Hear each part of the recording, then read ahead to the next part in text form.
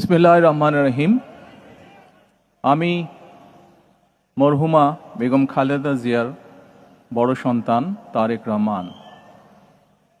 আমি আজকে এখানে উপস্থিত সকল ভাইয়েরা এবং বোনেরা যারা উপস্থিত আছেন,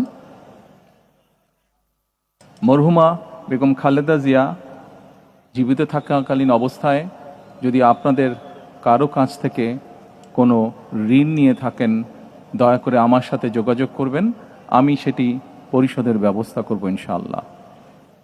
একই সাথে উনি জীবিত থাকাকালীন অবস্থায় ওনার কোনো ব্যবহারে, ওনার কোনো কথায় যদি কেউ আঘাত পেয়ে থাকেন, তাহলে মরহুমার পক্ষ থেকে আমি আপনাদের কাছে ক্ষমা প্রার্থী। দোয়া করবেন আল্লাহ তাআলা যাতে ওনাকে বেহেশত দান করেন। আসসালামু আলাইকুম।